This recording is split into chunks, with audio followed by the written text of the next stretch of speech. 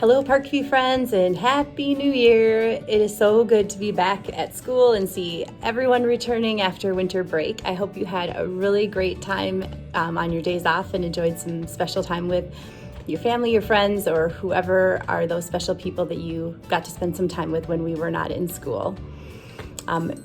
I think that you're probably spending some time in your classroom talking about getting back to school in your classroom community and cares and how important that cooperation, assertion, responsibility, empathy, and self-control is, and really revisiting. I see a lot of classes really working hard on the hallway, being respectful, responsible, and safe in the hallway, at the bathroom, in the cafeteria, and just really thinking about how we can do our very best when we have guest teachers, guests helping us in the hallway, getting us to the cafeteria and on the playground, all of that, because we are an amazing group of students and adults in the school, and we just want to always be our best self for everybody. So thank you for all of that.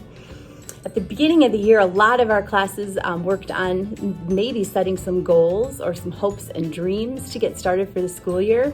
And in January, as we start a brand new calendar year, it's also a good time to think about revisiting those goals, maybe as a New Year's resolution, or just to think about, like, how am I doing in my school year at my goal for the school year? Am I reaching it? Has it been hard? Has it been easy? Do I need to set a new one? And so our new CARES book is called When Things Aren't Going Right, Go Left. Do I need to rethink about my goal, and do I need to kind of go a different direction? So I know you're going to love this story, because sometimes when we need to rethink our path or our goal, there's another direction we can go. We can rethink it. We make mistakes or something hasn't gone quite right. There's always a new way we can go. And in this book, the author, Marc Colagiovanni, I might not have said his name quite right, tells a really great story with artwork by Peter H. Reynolds about how there's always a new direction we can go. And so I hope you'll enjoy this story and find some fun ways to think about it with our cares, and how we can always find new paths to work through when things aren't going quite the way we hope they're going to go. And think about that with how you are setting your hopes and dreams and your goals for the rest of the school year and for the new year ahead in 2024. Enjoy the book. When Things Aren't Going Right, Go Left. Art by Peter Reynolds. Words by Marc Colagiovanni.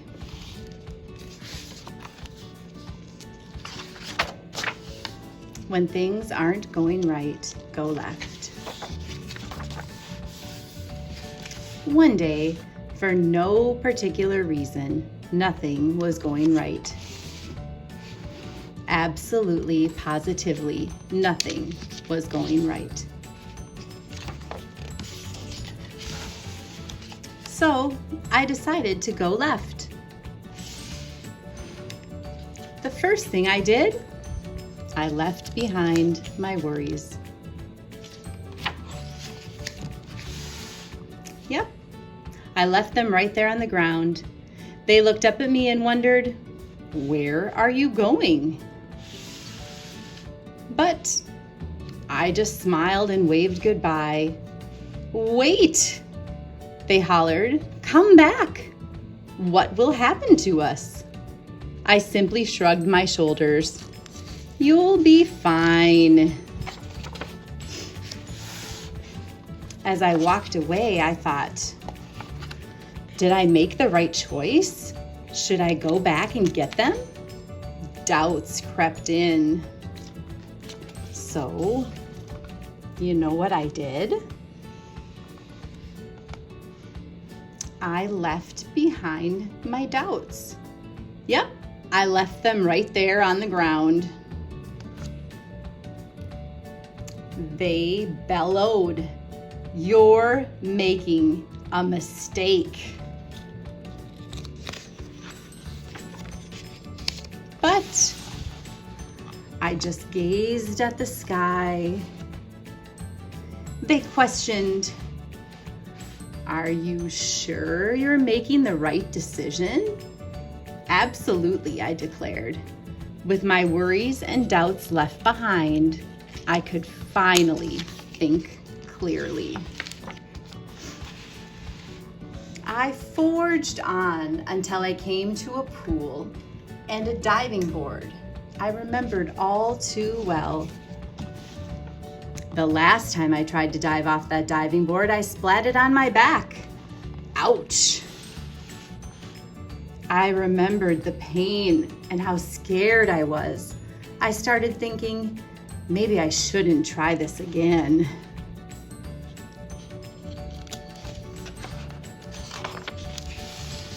So, you know what I did? I left my fears. I left behind my fears.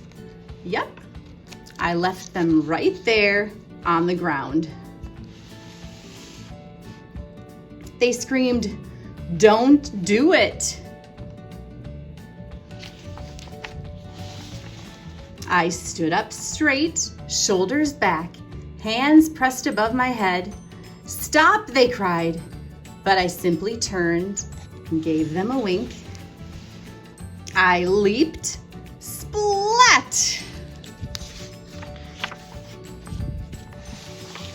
On my back once again. Oof, that stings. I thought to myself, this is impossible. It can't be done. So, you know what I did?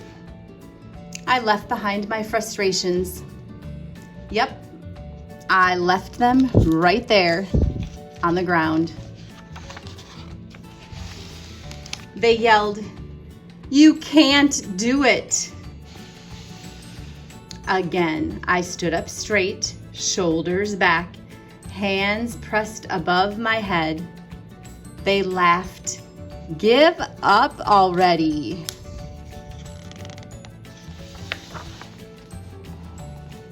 I whispered to myself, "No way, never." I leaped, feet together, toes pointed, legs straight. Perfect. I did it. I started to realize the more left I went, the more right I felt. So you know what I did? Yep, I kept going left. And before I knew it, everything was right. As I walked home, I glanced at the ground and I noticed something I did not expect. My frustrations were a lot smaller. My fears a lot quieter. My doubts a lot calmer. My worries practically gone. So I decided to pick them back up, and you know what? They felt lighter now, and they weren't so hard to handle anymore. And I realized it was okay to have them with me, so long as I kept an eye on them. And I made sure they didn't get too big or too loud or too overwhelming. But if they did, and I felt like nothing was going right again, then I'd simply go left. When life's burdens start to feel too heavy, don't be afraid to put them down for a while. Marc Colagiovanni.